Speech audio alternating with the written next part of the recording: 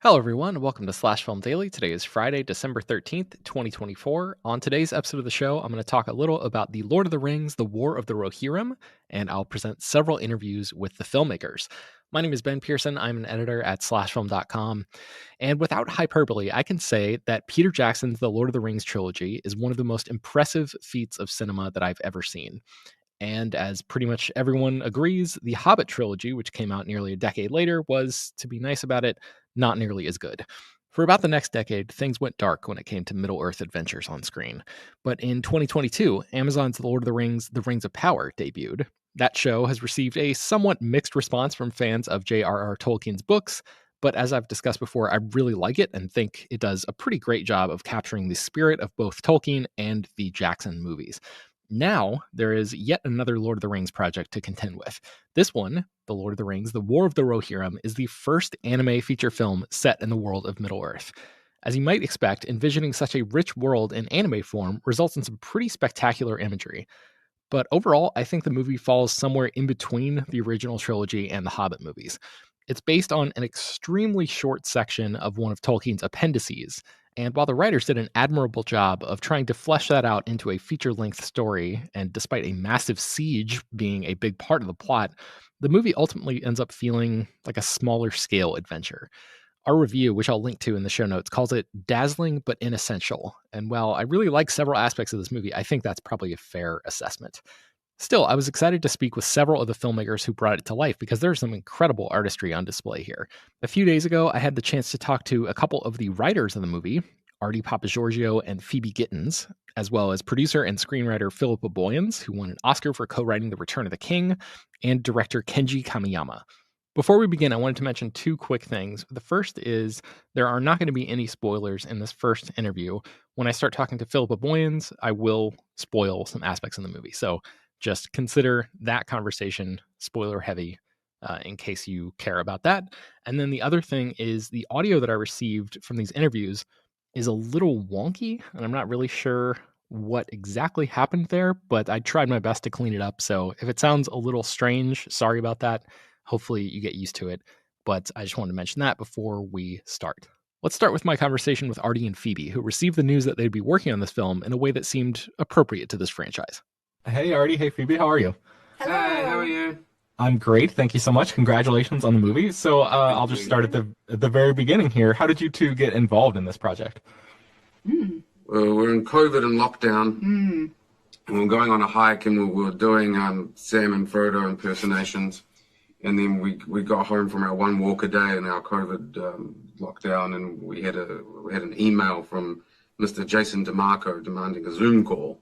And we're like, oh, this is interesting. And yeah, it ended up being this sort of Rings project. And it was just like, wow, we were sort of just doing Rings jokes all day yesterday. And now we're talking about potentially being involved in a Rings film. So it was a very odd situation, really. It was funny, yeah. It wasn't too far away from where we were walking. Like it was a very strange sort of set of circumstances, Yeah, I had heard that you guys had visited some of the actual filming locations of the original trilogy. Was that where you were hiking when you... More or less, like out our window, we could kind of see, Edoras, was it? Yeah, I mean, because we were down there working on a different project and the sort of country got shut down. And it was just, one of those sort of lucky things which happens. Wow. Okay, so what was the actual writing process like? Were you given an outline beforehand of things that needed to happen? Like, what was the structure like for you guys? Well, you sort of inherited a bit of a blueprint from, Certainly, yeah. And not only is this adaptation, we're already looking at the text from Tolkien, but we had Philippa, who had crafted the story. So we were certainly inheriting the story from her, and then working very closely with Kenji as Kamiyama as well, who's a screenwriter in his own regard. This was a massive collaborative process on the story. But we sort of were very excited to come on board and see what we could bring to the table in terms of character, especially in terms of Hera. So there was a lot that we were excited to see what we could bring as well. Mm-hmm. So can you tell me more about that? Like, how much room did you have to actually put your stamp on this with all of that collaboration going on? Oh, dude, it was totally like... It wasn't so much about putting we never come at any project with that sort of mentality of like, how can we put ourselves in this? And I don't think but that's the beautiful thing about all the people that we've worked with on these projects. Nobody does that. It's all serving the project. I feel like everybody's really good at hearing when a good idea arises, and it doesn't matter where it's come from. And that's like, for us as writers, that is so fun to be a part of. So freeing and so supportive. And yeah, it was really sort of just everyone working. Every decision was there to serve the story and how to best serve the characters and sort of and give an audience sort of the most exciting and memorable and emotional 2 hours that we could possibly create. You seemed really amped about the protagonist of this story. What did you have in mind for her that you wanted to bring to the table? When I read the books as a young girl, I was so drawn to Eowyn. She was one of my favorite characters.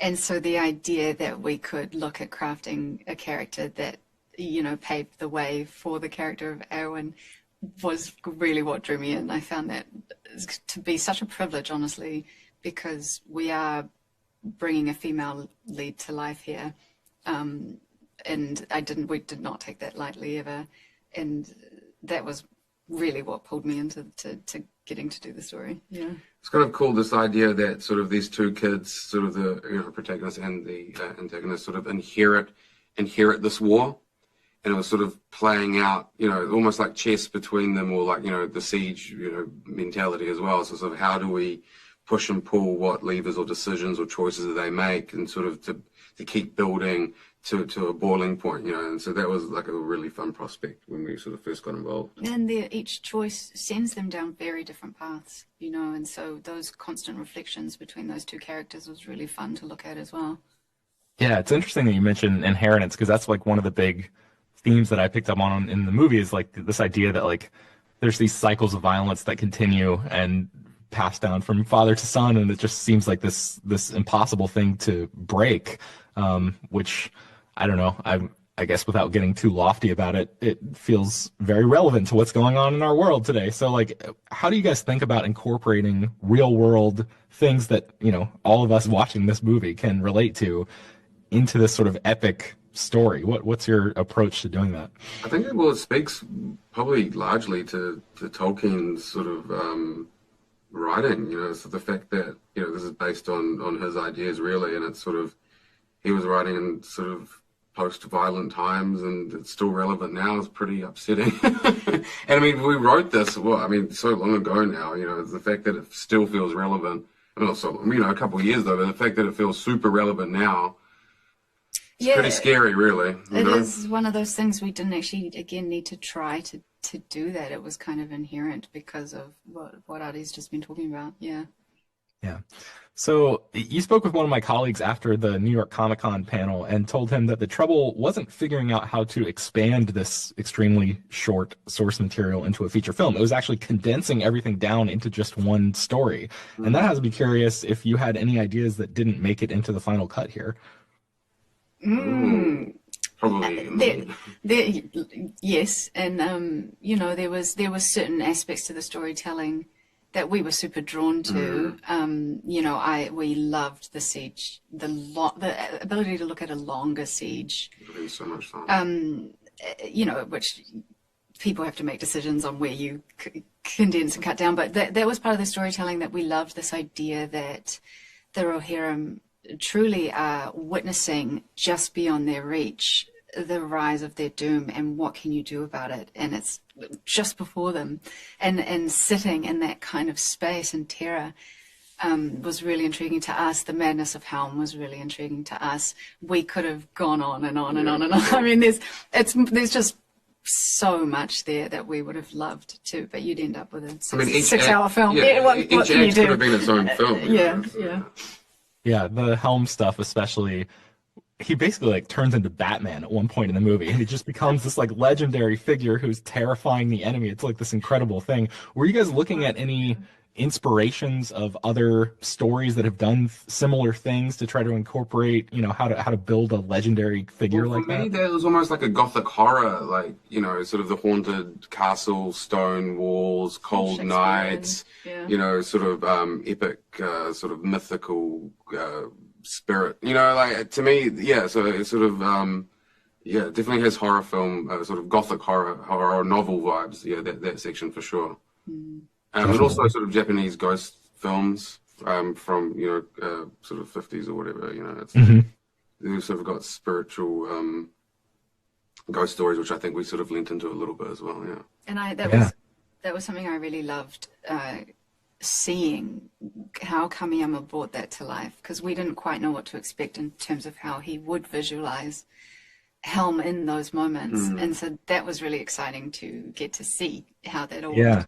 Yeah, his hair changes; it becomes almost like this Medusa type of thing going on. It's really wild. Yeah, it was a very anime. Yeah, which is cool though, because it plays with this idea of the myth building of Helm. You know, the fact that anime allowed us to portray Helm in that way, which may not have been the case in a live action adaptation. Yeah, definitely. A lot more stylization, I guess you could say. Was there a scene or a moment that took you guys a really long time to crack, and you were just finally, like, once you did it, you were like, oh, thank God, we finally figured out how to overcome this obstacle? Oh, that's so interesting. Not sure if it was an obstacle, but one that we really wanted to make sure that we nailed was the death of Hama.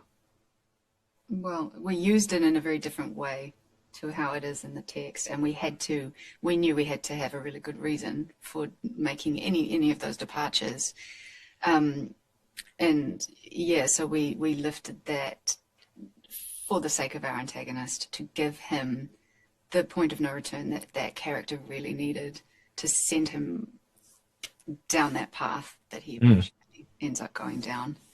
Yeah, that's great. When you think about the text, were there any Tolkien passages that you were able to pull from in terms of capturing the vibes and kind of getting those right, the Tolkienisms of this story?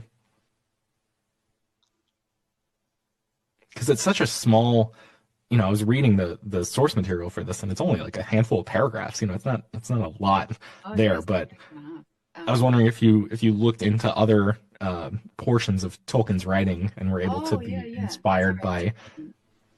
Absolutely. I mean, we went through the whole lineage of kings. I mean, we were just like, we definitely looked into, obviously, the Rohirrim culture, anything that we could glean from the text about the Rohirrim on a grander scale. But there is, honestly, in anything that Tolkien does, you look at something, I think Arty was talking about this, just the phrase, the long winter, that's 3 words, but that brings so much with it that you can then go hunting for, okay, so what was this period in time, and bringing in those bigger contexts, and in the scene between Helm and Freka that initially kicks all this off, we're talking about Gondor, and so there are so many avenues to explore when you take into consideration this massive history and world building that Tolkien has done.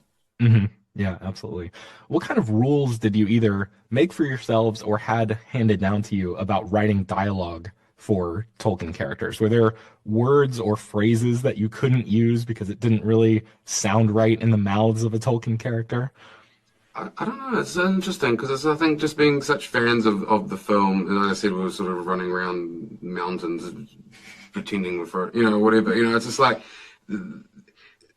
Phil, Fran, and Pete wrote so beautifully that you can't help but have their adaptation in your head, and then obviously Tolkien was a master of vocabulary of words, and so you're leaning on hundreds of pages of beautifully written material that is sort of just, you can't help but sort of take that with you when you're writing these screenplays. Yeah, no rules per se, but Philippa's been a mentor to us for many years, and we've worked with her over many years, and so innately she has such an ear for that language, and so I think along the way we've probably lent on her and picked up on some of that naturally. So we didn't go into it putting any of these kind of burdens or anything on ourselves, because we knew we were in safe hands, honestly. Yeah, gotcha. Okay, so let's go back to the anime component for a second. Like, did you watch any other anime to prepare for this and try to incorporate any of the elements of anime into your writing? Talking about the vibes, there's like a Tolkien vibe, and there's also anime has this whole world of visual tropes and styles and all this stuff that goes into it. And I was just wondering, we're working with Kamiyama, Jason DeMarco, and Joseph, who live and breathe anime, you know, and so we never really felt the need to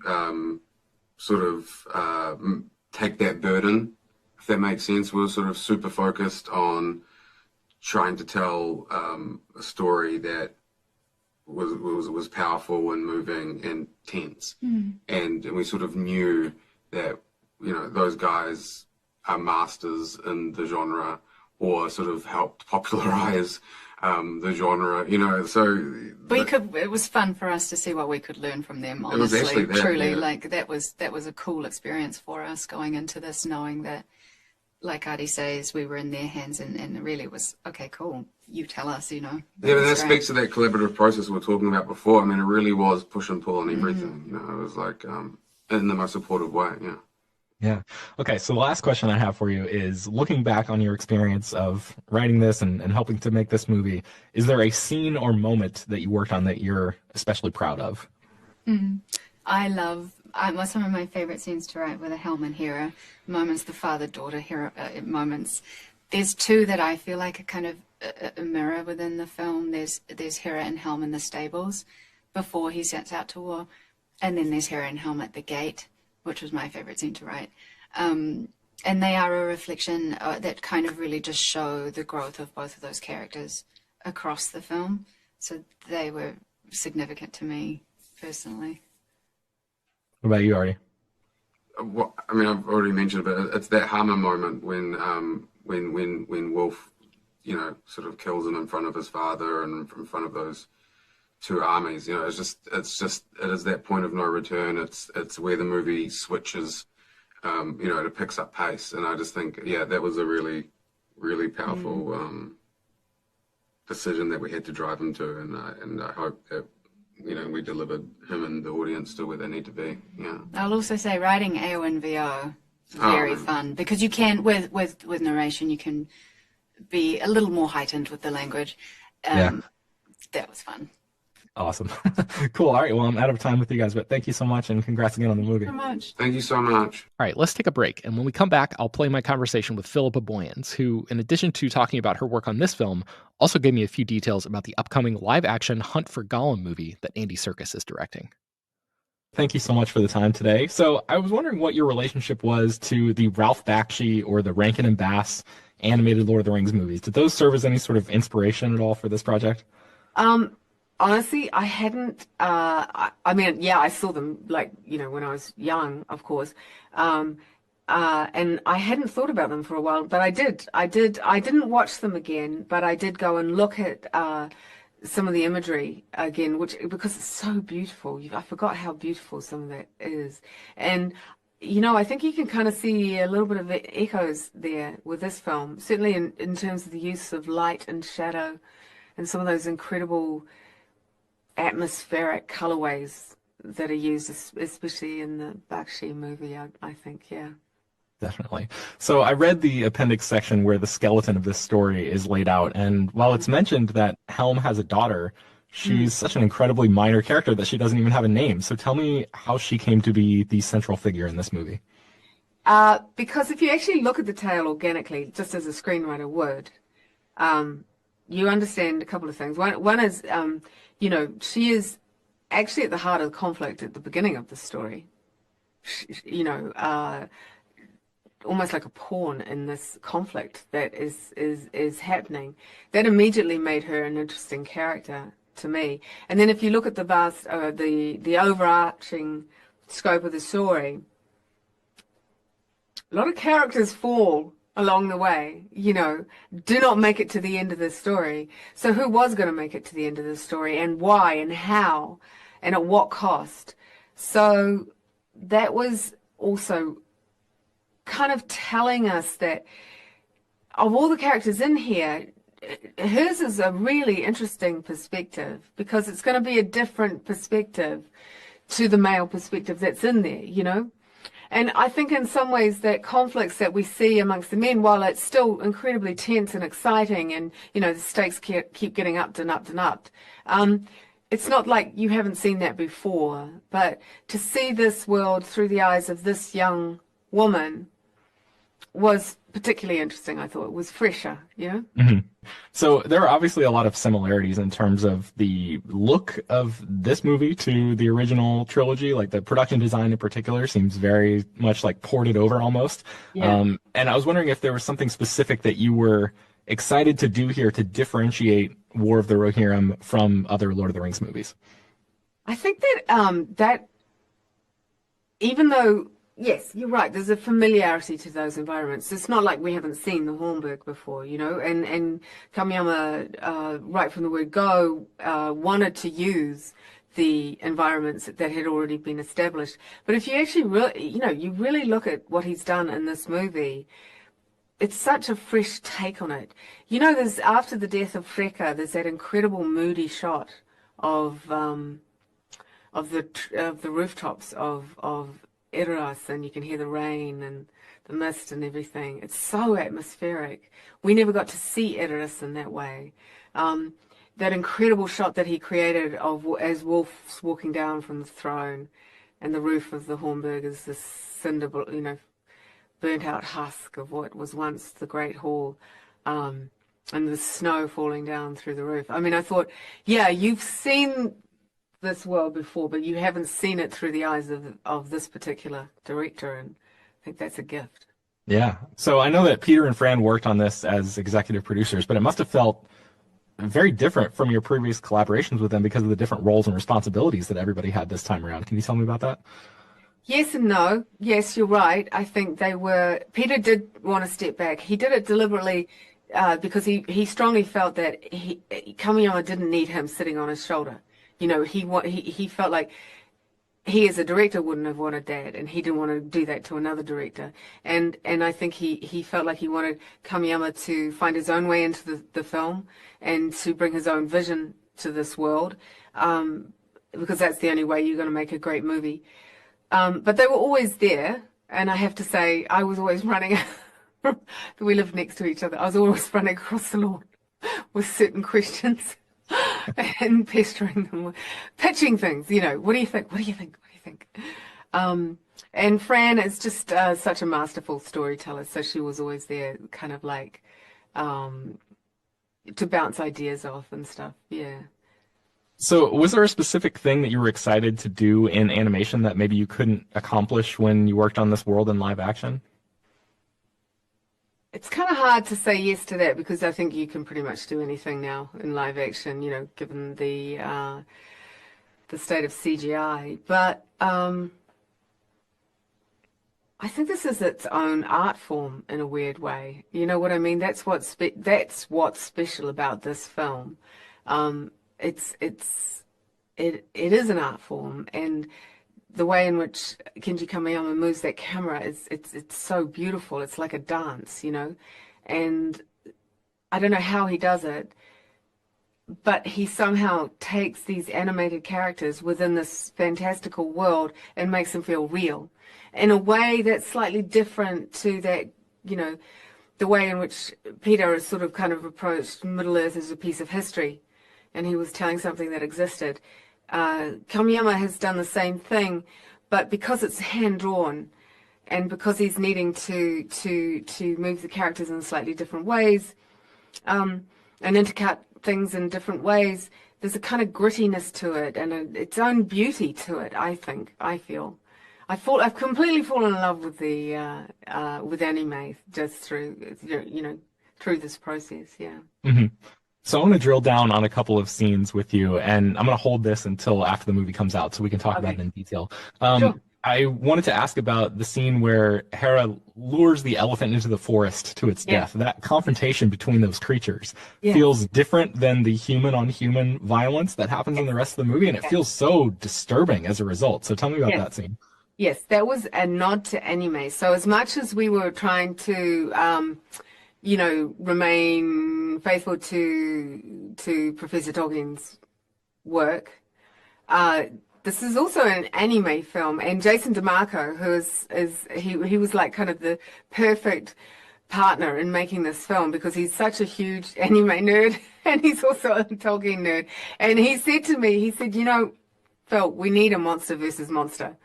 We just got to. It's a, you know, it is a trope in anime, and so then it became a question of, well, how can we do both? Can we give the anime audience this, but also make it work within this world?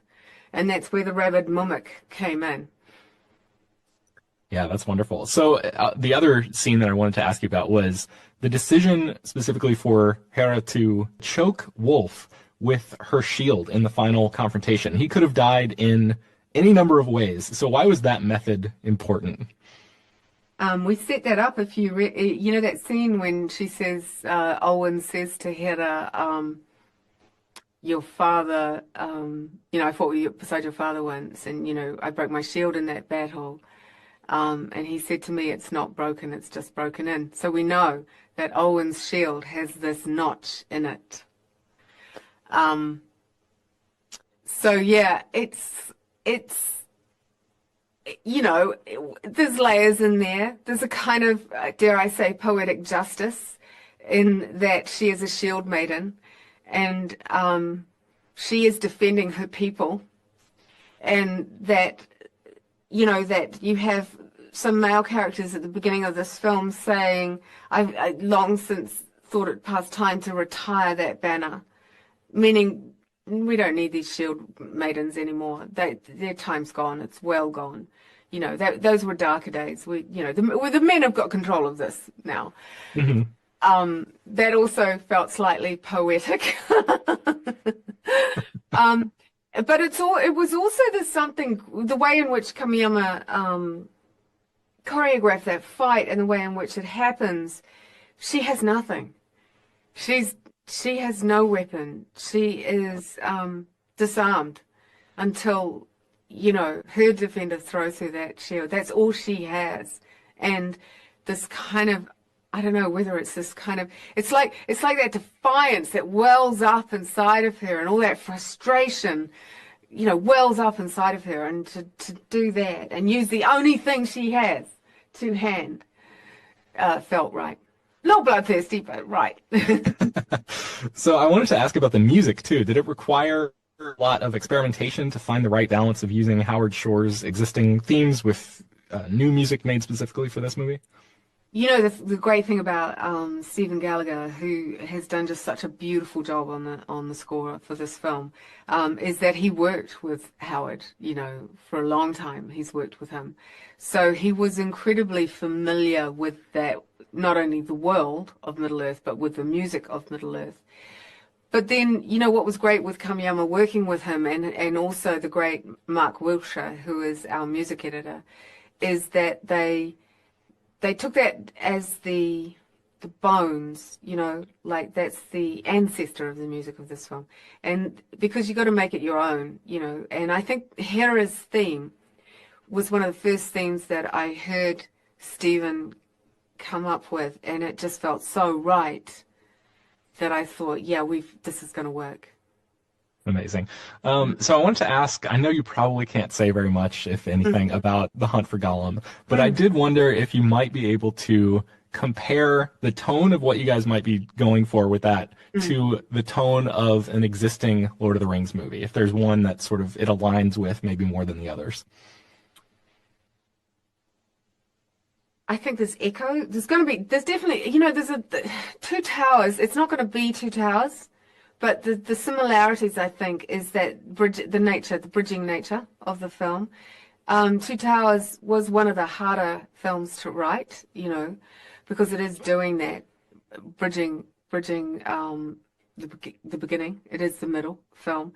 It has a quality of that to it. But one thing that we are determined to do, and a lot of this is going to have to do with Andy Serkis, you know, as a director, is we want this to be different, you know, and to feel fresh, to exist within the world that has been established, but also to be surprising. And I think, you know, what's interesting is we're finding a lot of threads of story that are surprising in there when you really go in there and examine it. Yeah. That's awesome. I'm really looking forward to that. We get to go to some places that we've never been before, you know, which will be really, really, really cool. Yeah. Oh, that's intriguing. Okay, so just on a personal level, what was it like for you to be back in this world in an official capacity again? Like, I mean, you've been on and off, you know, the Hobbit movies and things like that, but it's been a little while, and now you're just like fully back immersed in this world. So what was that return like for you? Well, I'm such a huge fan of the books. You know, like it's never a bad day for me to, you know, like have to go back there and start rereading things, and I always find something new in there, and so there's a familiarity to it as well. Listen, I hope I never ever don't feel grateful that I get a chance to do what I'm doing, or take anything for granted. So it felt familiar, but also exciting, you know, and surprising. I honestly knew so little about anime coming in, and there were so many times, especially in the beginning, you know, with the boards are very different with anime, and I would literally be saying to Joseph and Kamiyama, I don't know what I'm looking at. I don't know.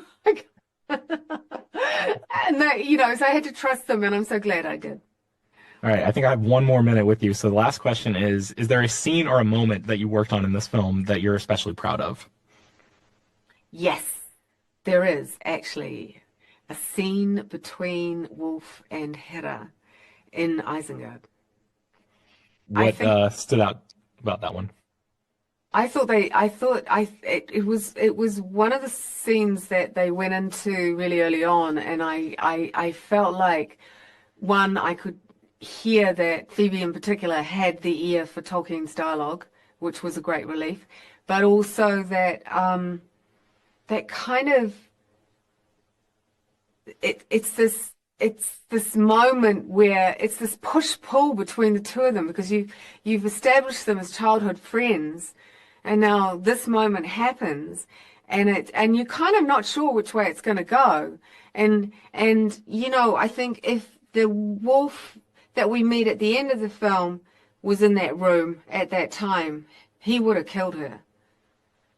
You know, and so the wolf in this scene, there's still shreds of the young boy she once called friend there. Yeah, I love that scene. I love the way Kamiyama rendered it and shot it. It's beautiful. It looks so atmospheric. Awesome. Well, congratulations on the movie, and it was great to talk to you. Thanks very much. Yay, thanks. And finally, Kenji Kamiyama got his start as a background artist on legendary movies like Akira and Kiki's Delivery Service, and has since directed projects like Blade Runner, Black Lotus, Ultraman, Eden of the East, and many more. I spoke with him through an interpreter, so for ease of listening, right now I'm going to play the audio of just me and the interpreter, but at the end of this episode, I'll replay the full conversation in case any of our listeners speak Japanese and want to hear the answers directly from Kamiyama himself. Congratulations on the movie. I was wondering how you came to work on this project. Did you have to pitch your vision for the film, or did the producers come to you? So yeah, actually, I received the offer, and how it happened was that the Jason DeMarco from Warner Brothers Animation, he initially approached me, saying to me things like that, we are thinking of doing the Lord of the Ring anime version. What do you think? So initial reaction was, I thought I was just being a consultant, technically. So I said, of course, this is a fantastic, wonderful project, because I myself was a Lord of the Ring fan.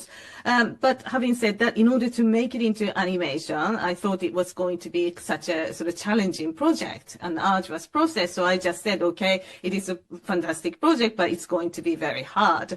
That's what I said. I was just thinking it's about somebody else's problem. I was thinking about that, but turns out that he wanted me to do it. So he actually offered me. So although, as you said, it's going to be challenging, but would you like to do it? That's how he realized. I realized then that he's actually asking me to do it. So that sort of thing. It wasn't actually me pitching them. Actually, they came to me. So speaking of challenging, I understand the actual making of this movie was drastically sped up compared to other Japanese projects of this size. And I was wondering what the most difficult part was of adjusting to the fast pace of this production. Yes, when I first read this plot initially, I saw this how difficult it is because they already had two huge battle sequences where 2,000 riders clashing with the army of Dunlending. There was actually three such a huge battle sequence within the initial plot. Ended up in two in the final version, but also the fact that Hammer Hellmount is like a Hammerhand is really had to be in a lay siege to the citadel in Holmberg. So that kind of epic sequences and what he done afterwards, this is something also very difficult to realize. So therefore, in terms of the quantity to be realized, is such a huge challenge, particularly the horses. And that's something we already knew at the time of taking on this project. But what they had to say was that we had to be finished within 3 years. And we were initially saying that is totally impossible. That's what I judged at the time. But they say for reasons, because if you take, unless you make it within 3 years, we lose the timing, best timing to be releasing. And also when you think about it, if you can make it happen 10 years time, it doesn't really make sense. So it doesn't have any meaning to take that long. So, okay, we needed to make it finished within 3 years, even though we knew that it's such a tall order. So what we then needed to do is we needed to come up with the method and idea of how to realize that within such short space of time. And so we can't actually use what we used to do in terms of the method and process. So in order to maintain the quality, and then you have to come up with, you have to do this kind of quantity. We needed to kind of invent the new method in order to be able to achieve this. So every day I had to come up with new idea. I have to invent a new idea as I go along filming this movie. So it's such a arduous and hard task, but at the same time, it's such fun process as well. So even though challenging, what I was thinking to myself is just as this movie is an epic journey, this is an epic adventure for me as well. So it was such a fun thing to be doing it, actually. That's great. So you've made a bunch of 3D CG movies, but this one is mostly 2D. And I was wondering if you could talk about the choice to mix 2D animation with the three-dimensional environments that appear here, and if you ever considered making this movie entirely in 3D. Not really, no, because the initial brief that I received when I took on this project was that they wanted me to make this animation movie in the style of traditional Japanese 2D animation. So not really thinking about making entirely on the 3D animation. Gotcha. Okay. Are there any lessons that you learned from working on movies like Akira and Kihi's Delivery Service that you were able to apply to your work on the War of the Rohirrim? Yes, these two titles you mentioned, Akira and Kiki's Delivery Service, this is the kind of title I handled when I was just starting out. And both of the directors of both movies, Katsuyuki Otomo and Hayao Miyazaki, these great directors, the way they kind of tackle the movie, the attitude towards their work, this is something it had a huge impact on me. And because they had so passionate about what they do, and they was really kind of particular about that to find out details, and then the way they were really sort of thinking about how to move these pictures. So, and also another thing is I learned a lot in terms of how to utilize the schedule, how to sort of pace it in terms of the schedule.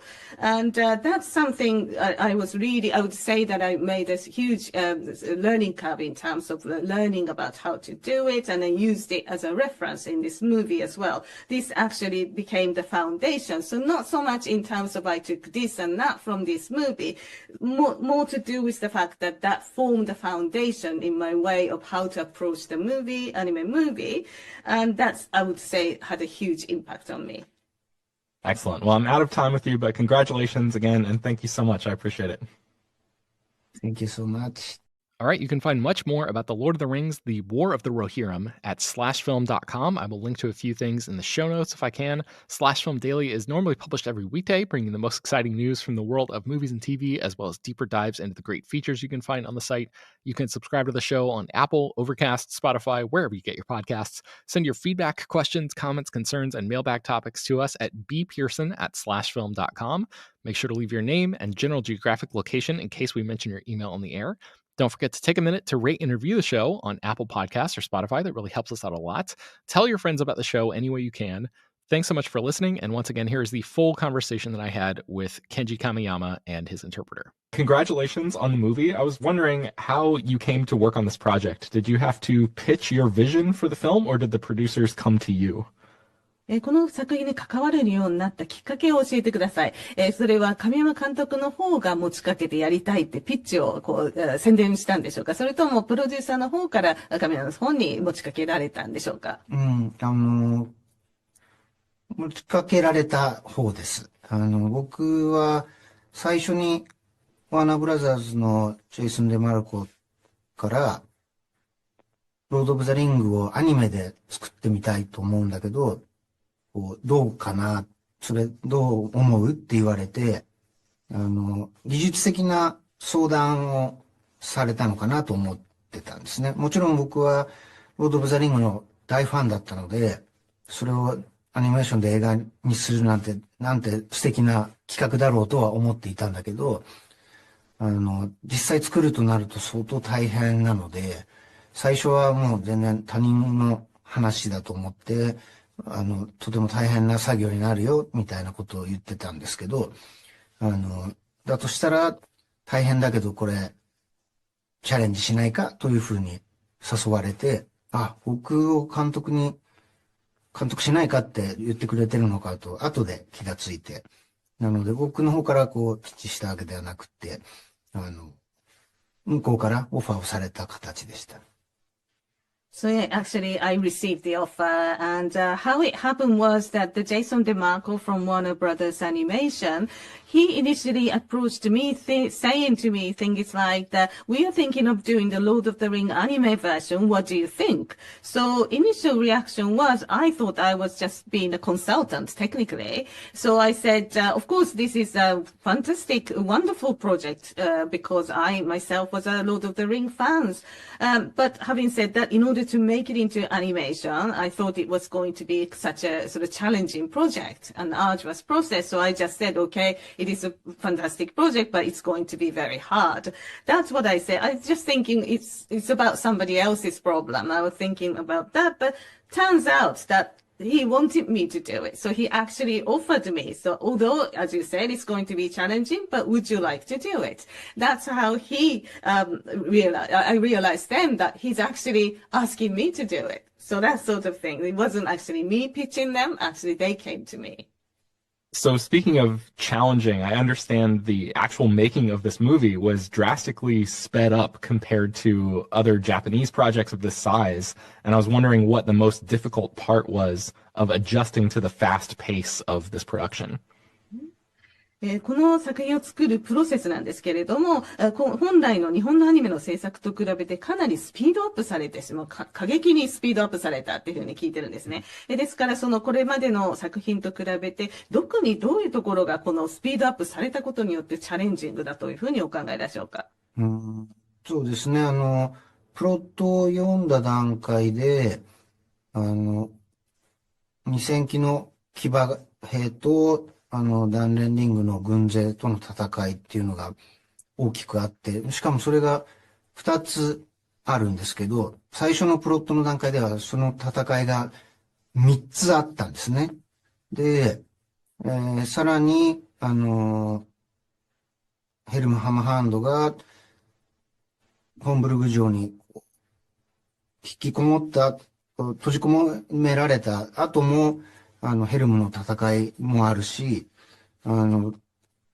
一本の映画だとしても、すごく物量が多い。特に馬を描くっていうのは大変だったので、もともとやる前から大変だってことは分かっていたので、そもそも、その3年間というスケジュールの中で、このプロットを実現することは、最初は本当に不可能だというふうに僕は判断して答えたんですね。とても作り上げることはできない。ただ、どうしてもこの3年以内に作りきらなければ、タイミングを逸してしまうし、確かに長く作っててね、10年後とかに発表しても意味がないので、3年でじゃあこれを作り上げようと。かなり無理なオーダーを受け入れて、じゃあそれを逆にどうやって実現すればいいかっていう、今までのアニメーションの作り方だけではとても間に合わないので、この作品ならではのその期間に作り上げられる、でもクオリティも落とさないっていう方法を、その映画の作り方、アニメーションの作り方そのものも発明しながら、映画を同時に作っていくという、チャレンジだったので、もう大変なのを通り越して、もう毎日新しいことをアイディアを発明しながら作っていたので、本当に大変な3年間だったんですけど、ただ終わってみれば、本当に新しいチャレンジって、やりがいがありますよね。それ自体がとても楽しいことですよね。なので、終わってみると、我々のこのチャレンジっていうのは、すごく壮大な、この映画と同じように壮大な冒険だったなっていうふうに、今は感じています。Yes, when I first read this plot initially, I saw how difficult it is because they already had two huge battle sequences where 2,000 riders clashing with the army of Dan landing. There was actually three such a huge battle sequence within the initial plot. Ended up in two in the final version, but also the fact that Hammer Hellmount is like Hammerhand is really had to be in a lay siege to the citadel in Holmberg. So that kind of epic sequences and what he done afterwards, this is something also very difficult to realize. So therefore, in terms of the quantity to be realized, is such a huge challenge, particularly the horses. And that's something we already knew at the time of taking on this project. But what they had to say was that we had to be finished within 3 years.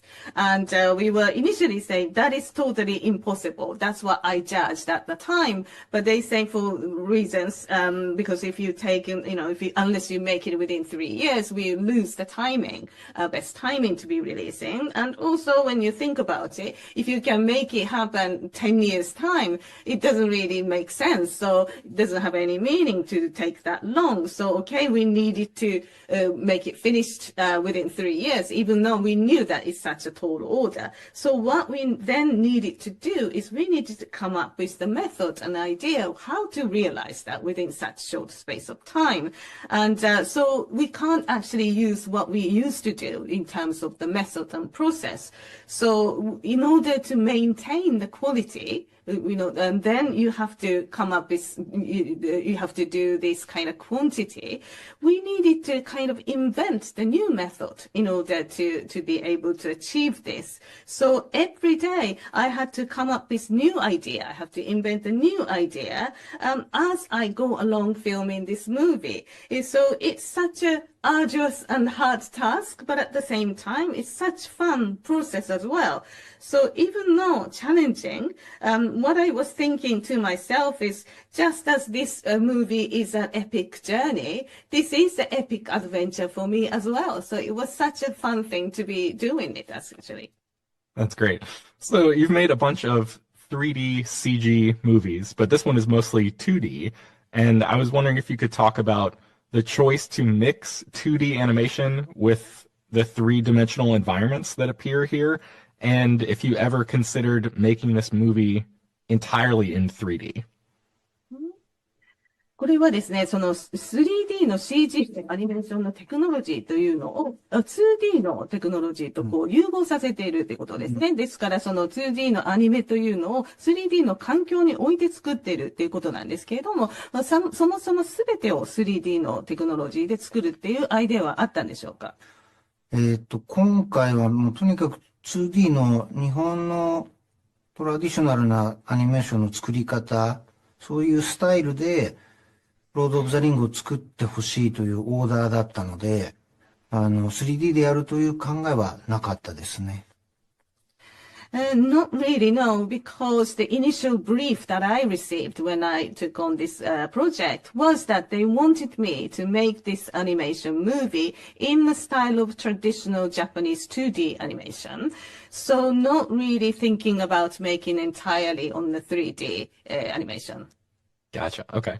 Are there any lessons that you learned from working on movies like Akira and Kihi's Delivery Service that you were able to apply to your work on the War of the Rohirrim? ですね、過去にですね、携わってこられたアキラとか、魔女の宅急便のような作品から学んだレッスンというか、学んだ教訓というのを本作に生かされたとしたことがあったんでしょうか。だとするとどういったことだったんでしょうか。そうですね、僕がまだこの仕事を始めた本当に若い頃に、アキラであるとか、魔女の宅急便というのに参加していて、どちらもとてもよく覚えているのが、大友克洋監督の、映画に対する姿勢であるとか、宮崎駿監督の映画に対する、映画を作っていく時の姿勢っていうのが、すごく印象的で、どちらも、その、映画を作るにあたっての情熱というのが本当に素晴らしいですし、細部にこだわって作っていく。やっぱり絵が動くっていうことなので、その絵をどうやって動かしていくかっていうこと、あと、細かいことで言うと、全体のスケジュールの使い方とかね、そういったことも含めて、僕はすごく印象に残っていて、それはこの作品を作る上でも、間違いなく、参考になってるし、僕の、なんていうのかな、作品を作る上でのベースになってると思うので、具体的に何かを参考にしたというよりは、前監督たちの、映画に対する、姿勢ですよね。向き合い方っていうのが、影響は必ず受けてるんじゃないかと思います。Yes, these two titles you mentioned, Akira and Kiki's Delivery Service, this is the kind of title I handled when I was just starting out. And both of the directors of both movie, Katsuyuki Otomo and Hayao Miyazaki, these great directors, the way they kind of tackle the movie, the attitude towards their work, this is something it had a huge impact on me. And because they had so passionate about what they do, and they was really kind of particular about that to find out details, and then the way they were really sort of thinking about how to move these pictures. So, and also another thing is I learned a lot in terms of how to utilize the schedule, how to sort of pace it in terms of the schedule. And that's something I would say that I made a huge learning curve in terms of learning about how to do it, and then used it as a reference in this movie as well. This actually became the foundation. So not so much in terms of I took this and that from this movie, more to do with the fact that formed the foundation in my way of how to approach the anime movie. And that's, I would say, had a huge impact on me. Excellent. Well, I'm out of time with you, but congratulations again, and thank you so much. I appreciate it.